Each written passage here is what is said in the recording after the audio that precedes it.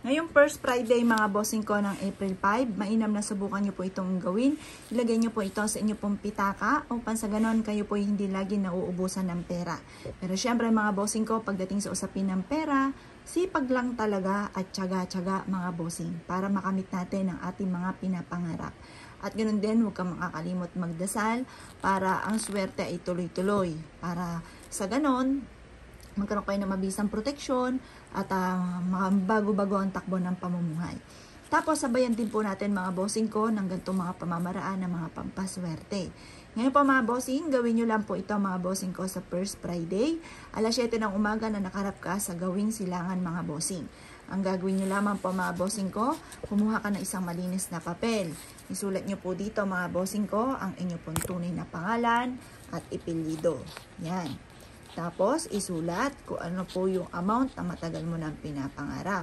Siyempre, pangarap ko magkaroon ng 7 million. Kung gusto nyo, gawin nyo pang billion yan. Wala namang masamang mangarap. Lalo-lalo na wala naman itong bayad. Pagkatapos, ang isusulat nyo po dito mga bossing ko ay never ending. Yan. Kasi, ang 8 mga bossing ko, di ba ganyan po yan, wala po yang labas. Panay-pasok po yan mga bossing. Yan. Wala po siyang butas. Dire-diretso ang pasok ng swerte. Tapos maganda dito, sulatan din po natin ito ng ating pangalan. Sulat po natin dito, sample lamang, Apple Baguio. Sulat nyo po dyan. Pagkatapos mga bossing, ito pa mga bossing ko yung ating dahon ng laurel. Yan. Ngayon, sa dahon ng laurel, gamitan natin to ng maswerteng numero. Kagaya mga bossing ko ng 7. Yan. 7, 7, 7. Yan. Ganyan lang po mga bossing. Never ending. Yan po. Pagkatapos, ito yung mga masuswerteng numero. Pagkatapos mga bossing ko, kunin ang inyo pong pitaka, ang inyo pong bag, lagayan ng pera. Ibilad nyo rin to sa sinag ng araw ng mga bandang alas 7. Habang nagsusulat ka dito, habang nagwi-wish ka, ibilad nyo na po siya.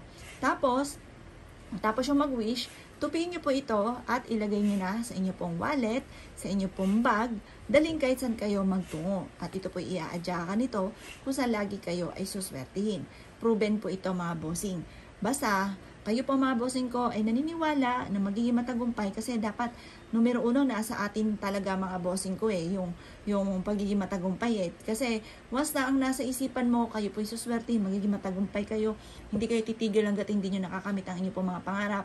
Nako mga bossing, ngayon pa lamang kinukongrats ko na kayo mga bossing kasi yun yung mga tao na nagiging matagumpay.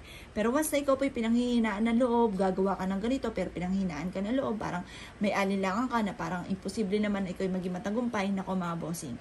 Yan ang numero 1 alisin nyo.